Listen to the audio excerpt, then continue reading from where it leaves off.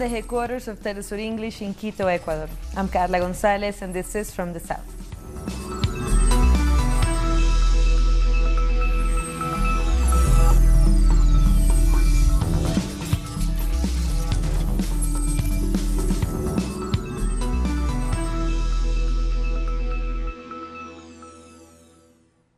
No damages or injuries have been reported so far after a 4.9 magnitude earthquake hit Venezuela during the early hours of Thursday. The epicenter was located 12 kilometers northeast of the city of Valencia. The quake was reportedly felt in the cities surrounding Valencia, including Caracas, and various aftershocks have been reported. The government of Venezuela has delivered 2,500,000 houses as part of the Great Housing Mission for Venezuela, a social program that has benefited almost 10 million citizens since 2011. President Nicolás Maduro celebrated this milestone in Tiuna, a neighborhood of Caracas. The president assured he will fulfill the goal of the late commander Hugo Chavez of delivering 3 million houses by 2019. We have continued to advance with the Great Housing Mission for Venezuela. We are close to delivering 2.5 million homes. When Commander Chavez founded this great mission, he set a goal of 2 million homes, but later he said no, there will be 3 million homes. And we will get there. Commander Chavez, wherever you are, wherever your immortal strength is, we will deliver 3 million houses, and then we will reach for 5 million for the people. In Guatemala, despite reports that members of the International Commission Against Impunity would be allowed back in the country, now the government has said that nothing is certain. Also, citizens have been outraged by the deaths of 2 migrant children under U.S. custody. Our correspondent Mario Rosales brings us more. Two issues are currently rocking Guatemala. On the one hand, there were reports that 11 members of the UN's International Commission Against Impunity, who were expelled from the country by the government last week, will be allowed to return. Nonetheless, on Wednesday, the government issued a statement saying the only official news is that the Constitutional Court is currently looking into their expulsion and could revert the decision. As such, we still don't know whether they will be allowed back into the country. On the other hand, there are ongoing demonstrations over the death of Felipe Alonso Gomez, the 8-year-old boy who died in U.S. custody on Christmas Day. This is the second Guatemalan child who has died in U.S. custody in the last 2 weeks. Social organizations are demanding justice for Felipe and for Jacqueline Cal as well. That was Mario Rosales from Guatemala City. And around 100 migrants are stuck at the U.S.-Mexico border waiting for their asylum applications to be approved so they can enter the United States. In Ciudad Juárez, on the Mexican side, shelters are full with many migrants sleeping on the floor in the cold. The asylum process can take up to months, and this group of 100 are the only ones at the moment whose applications are being reviewed at this port of entry. For his part, President Donald Trump has made it even harder to request asylum, accusing these migrants of being criminals. There are many people, around 4 dozen, who spend the whole day in the cold outside a migrant shelter waiting for an answer from the shelter. No answer was given. But there's a God. He has never abandoned us and is by our side. And a Salvadoran family, along with their young children, climbed over the border fence in Tijuana before being detained by U.S. officials. Reportedly, the father of this family believed they would have been allowed to stay in the U.S. once they crossed. Mexican officials say around 1,000 individuals from the migrant caravan have jumped over the fence, a desperate decision as they have grown tired of waiting for their asylum claims to be processed. Thanks to God, I am happy that I have been able to reach this point. Others have gone to different areas where you shouldn't go because there are kidnappings. The partial government shutdown in the United States has entered its 5th day with no end in sight. Our correspondent in Washington, D.C., Alina Duarte, explains the situation. The partial shutdown of the U.S. government that started on the 22nd of December is likely to continue. Congress has made little progress in meeting Trump's demand of $5 billion for a wall to fortify the United States. Meanwhile, Trump's zero-tolerance immigration policy has once again been criticised as a second child died in the custody of US border forces known as ICE in less than a month. 8-year-old Felix Gomez was from Guatemala. The Democrats now say they will aim to assess the health of detained minors. Let's remember that after the death of Jacqueline Carl, the National Security Secretary, Kirstjen Nielsen, said she wasn't aware of how many minors died in ICE custody. The border police have promised to conduct an independent investigation into the circumstances. That was Alina Duarte from Washington. And after abstaining from the vote on campesino rights at the United Nations, Colombian President Iván Duque has once again failed to uphold his campaign promise of defending campesinos. Let's find out more. According to Congressman Cesar Pachón, it is regrettable that the Colombian government did not support the rights of campesinos in the United Nations, leaving them in the middle of an armed conflict that sees no end. The government of President Iván Duque feels the war. It feels the war with the use of glyphosate. It feels the war by not supporting campesino rights. It feels the war by not supporting agrarian programs, by not doing any of this, but instead bringing food from other countries to affect the campesino economy. Colombia is in the first place among 15 Latin American countries in matters of inequality, in particular over land distribution. In the country, 1% of large-sized farms control 80% of the land. I think that there is fear. There is fear from the establishment that campesinos can have a greater strength and can also have a voice for specific matters that are important in the territories. But this also has to do with the democratization of land. Colombia is in debt in the framework of the peace agreements and needs to implement comprehensive rural reform. The government insists in reducing campesino rights, like how to decide what type of development they want in their territory. This shows us that they are convinced that common goods, minerals, everything that is found in campesino lands, that even though we have lived there, we have conquered it, we have colonized it, they still think that they own these resources and they can do whatever they want and giving them to the transnationals as they have done. Campesino organizations assure that mobilization will be the response to this government in order to protect their lives and their rights. More stories coming up. We'll be back.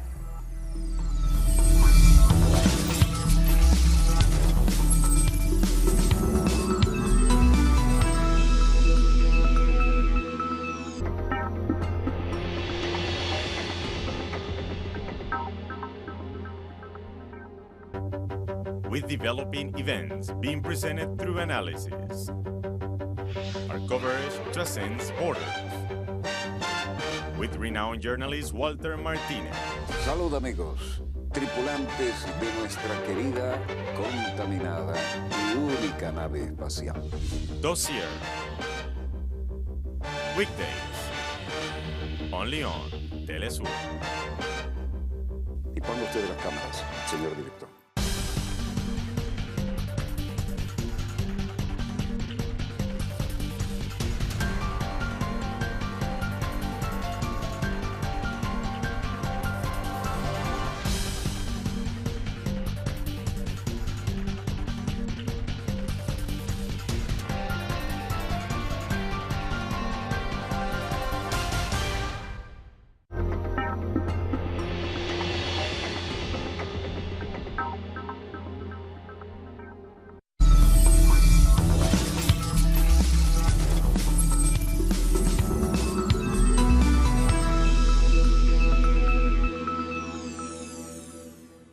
Welcome back. Argentina's government has announced that 120,000 jobs were lost in 2018. According to the Labor Ministry, the commercial and construction sectors have been the most affected. Apart from these job losses, the minimum wage also dropped by nearly 11%, while the median salary dropped by 11.6%. This announcement comes on top of new data that revealed that over a third of the population is living under poverty line. In Ecuador, relatives of a couple that was kidnapped and killed in Colombia by an armed group led by alias Guacho are asking for reparations by the state. This comes after a leaked audio of President Lenín Moreno in which he appears to say he wouldn't negotiate the release of hostages after assuring the family he would. Que se dé la responsabilidad. We want them to determine the responsibility of the state, since there were several omissions in the case. Alias Huacho said Katy and Oscar were taken because they were intelligence agents. The government knew they weren't, and yet never denied the fact. Families in Mexico City marched to remember the 43 missing Ayotzinapa students and to demand justice from the government. Back in 2014, the 43 were part of a larger group from our teacher training college in Ayotzinapa who traveled to the city of Iguala to protest against what they saw as discriminatory hiring practices for teachers. The group was confronted and detained by police and have not been seen since. Mexican President Andrés Manuel López Obrador has already signed a decree to create an investigative commission for the unsolved case. We will continue to march here, in our country, to remember this stain on the legacy of the previous Enrique Peña Nieto administration. We will continue to demand that justice is served, and those responsible for these students' disappearance are punished and made to feel the full brunt of the law. January 1st, 2019 will mark the 60th anniversary of the Cuban Revolution, an event that brought visionary leader Fidel Castro to power. Cubans have not forgotten their beloved leader and still feel he lives among them. For 97-year-old Alejandro Ferraz Pellicer, the revolution is as alive now as it ever was. He was the oldest of a group of 100 rebels who joined Castro in an attack on the Moncada barracks in July 1953. We didn't know what the danger was. It was necessary to do a revolution, because we were ready for the revolution to happen. For us, Fidel hasn't died. We keep Fidel alive. It can last 50 more years. This revolution doesn't fall apart. As 2018 comes to a close, we're taking a look at some of the biggest stories of this year. Left-wing Latin American leaders have become the target of unconventional tactics known as lawfare, the use of the legal system as an attack. The most notorious cases were Cristina Fernández in Argentina, Lula in Brazil, and Rafael Correa in Ecuador. Lawfare is the use of legal instruments for the purpose of political persecution and destruction of public image, combining legal actions with extensive press coverage to put pressure on political figures so that they lose popular support. Between November 2nd of 2017 and March 6th of 2018, former Argentine President Cristina Fernández de Kirchner received 3 judicial prosecutions. 2 were for presumed crimes of corruption. In August, Argentine lawmakers voted to allow investigators to search the homes of the former president as part of the so-called Notebooks corruption case. But the former president has said that the legal moves were part of a political persecution. I'm going to be the first senator whose house is being searched. I have been the first female president and also the first senator to be expelled from the majority bloc. As you can see, I have a vocation to do unprecedented things. Because if something was missing to consecrate the political persecution and the use of the judicial power as an instrument of political persecution in Argentina, it was this lawsuit. As police raids were carried out on her properties, supporters of Cristina Fernández de Kirchner saw serious inconsistencies with the case against the former president. Specifically, in the case of Cristina Kirchner, there is a persecution that obeys interests which transcends Argentina. But in November, a federal judge ruled that there was not sufficient evidence in the so-called K-Money route case against the former president and current senator. Despite lack of proof, the judge did not acquit Cristina. Instead, he requested more information from Argentina's Financial Information Unit in order to link the former president with the crime she was accused of.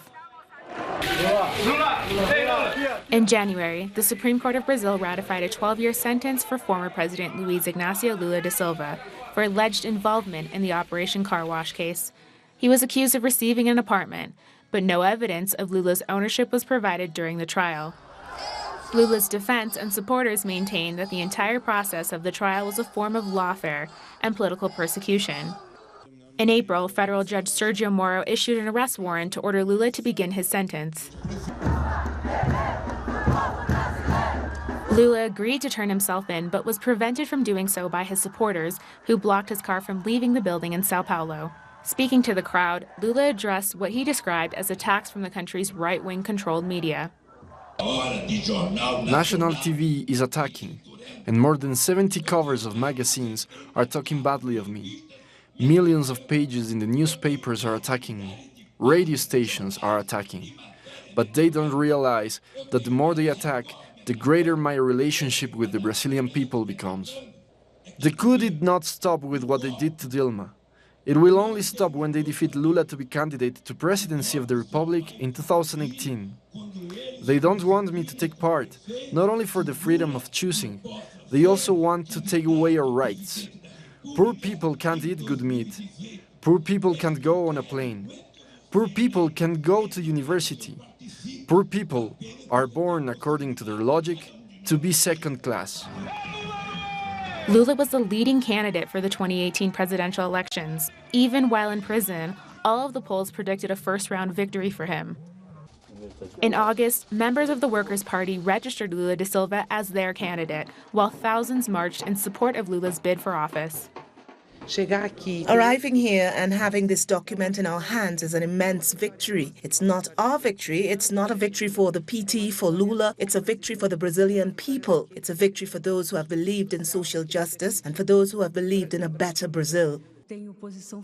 However, that same month, Brazil's top electoral court ruled that Lula could not run for a third term based on a clean record law, which applied to candidates. This judicial move opened the door for far-right Jair Bolsonaro, an open admirer of Brazil's military dictatorship period who shocked many with his derogatory remarks on women and LGBTQ people. Bolsonaro takes office January 1st. Our final case of lawfare takes place in Ecuador. On July 3rd, the National Court of Justice ordered the detention of former President Rafael Correa and requested the assistance of Interpol to apprehend him for extradition. He was accused of involvement in the 2012 kidnapping of a former opposition lawmaker. We are not surprised. We expected something like that. During recent weeks, we have witnessed political pressure being mounted on the judge, a really evident and public attitude not only from the political power, but also from the media and some social actors.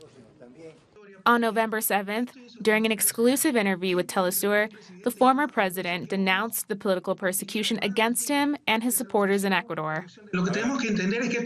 What we have to understand is that this is part of an international strategy, but the world looks away. How outrageous is the international hypocrisy and double standards? If I had done to an opponent what they did to Lula, we would already be invaded. If we had broken the constitution, as this government has broken it, we would already be sued all over the world. In Ecuador, there is a coup d'etat, there is repression, there is torture. The world must know this situation, which is part of a global strategy, as they cannot beat us in the ballot box. They apply lawfare. It didn't stop there.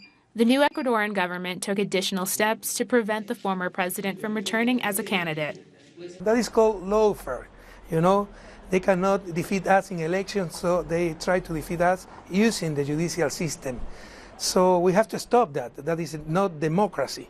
And they are invented whatever they want because they are controlling everything, the media, the judicial system, the National Assembly, etc., in order to pursue, especially leftist leaders, but in the case of Ecuador, myself and my government team.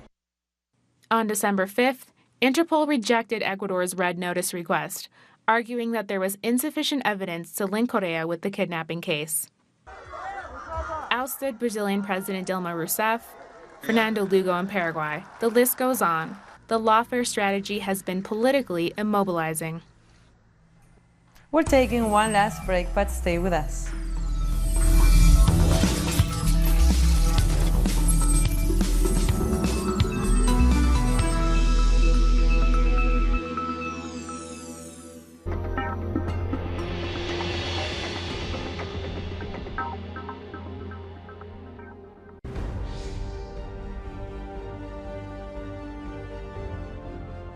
acompañamos a los pueblos que resisten en cada una de sus luchas. Somos esa ventana que se abre para visibilizarlos entre fronteras.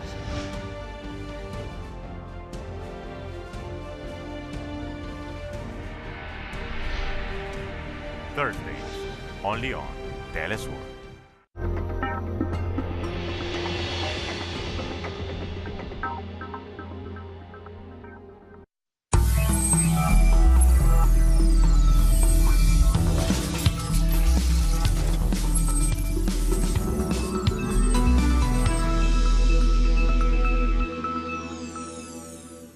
Welcome back.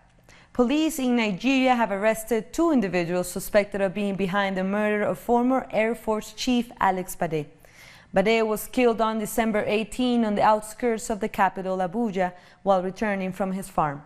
At the time of his death, he was facing a corruption trial on allegations of embezzling funds meant for the fight against Boko Haram militants. Sudan's government has called for an investigation into the deaths of protesters.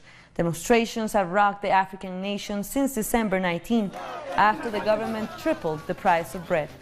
According to Sudanese officials, 8 people have been killed in clashes.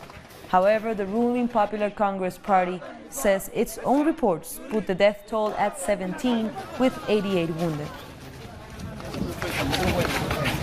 Reconstruction in the Syrian city of Aleppo is moving forward since the government regained control of the city from insurgents 2 years ago.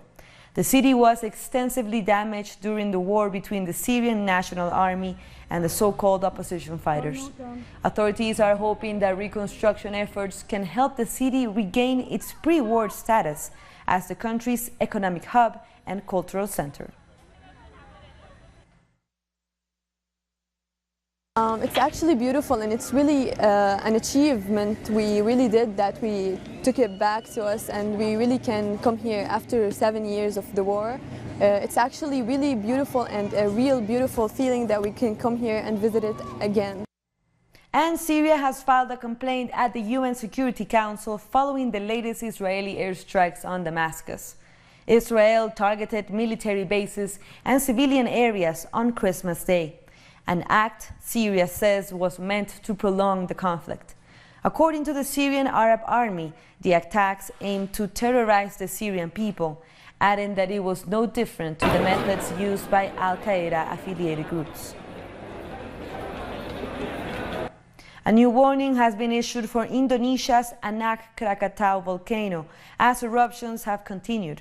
All flights around the volcano have been rerouted and the exclusion zone has been extended to 5 kilometers. Indonesian authorities have raised the alert to the second highest level, and people in the Sunda Strait have been warned not to go near the coasts. Over 400 people were killed by a tsunami triggered by the volcano's eruption over the weekend. Opposition supporters and activists have been arrested in Bangladesh ahead of the general election on December 30. Those detained are supporters of the opposition Bangladesh Nationalist Party. In recent months, the party has accused the government of violently cracking down on their activities and now trumping up charges against their supporters. The government denies accusations of intimidation of the opposition and journalists. Prime Minister Sheikh Hasina's Awami League is seeking a 3rd consecutive term in office. Without any cause, the police have taken away my brother. False. False case. There is no law in the country. If there is law, police would not do such things with my brother. Let's take a look at more stories from around the world. Syria's government has condemned airstrikes carried out by the Israeli Air Force on various locations in the country. The foreign ministry said the air raids are an attempt to extend the crisis in the country and to terrorize the people. The Israeli military attacked several locations in Syria on Christmas Day, including residential areas. The Conference of Catholic Bishops in the Democratic Republic of the Congo has rejected the decision by the country's Electoral Commission to postpone elections in 3 cities. The bishops have accused the Electoral Commission of having a sinister agenda and working with the governing party to undermine the opposition. The Electoral Commission on Wednesday said elections will not be held until March, citing an Ebola outbreak and ethnic violence. These three cities are home to more than 1.2 million of Congo's roughly 40 million registered voters, known to be strongholds of the opposition to current President Joseph Kabila, who has been in power since 2001. Is it because those places have a greater risk of spreading an Ebola epidemic? I think the answer is clear. Why did we not ban campaigning when people are more likely to be exposed? And wait, there was strong participation and it was allowed to continue. Why did we not ban people from going to church where priests touch them always giving communion? Why is this only a problem now? There are many questions which need to be asked. 2 people have sustained injuries after an explosive device went off outside a church in the Greek capital, Athens. According to security sources, the blast occurred just before the church was about to open for a public service. Authorities said a police officer and a church caretaker have been taken to hospital after the blast. No group has claimed responsibility for the attack yet. And Wednesday marked the 125th anniversary of the birth of Mao Zedong, the founder of modern China, whose legacy remains deeply contested. Commonly called Chairman Mao, he became a leading figure in the Communist Party, which he would eventually chair. Mao died at the age of 83 in Beijing, and he was laid to rest in a mausoleum in the capital's main square. And with that, we come to the end of this news brief, but this and many other stories, you can read them from our website at telesurenglish.net. And we are also on social media, so go ahead and follow us. For Telesur English, I'm Carla Gonzalez. Thank you for watching.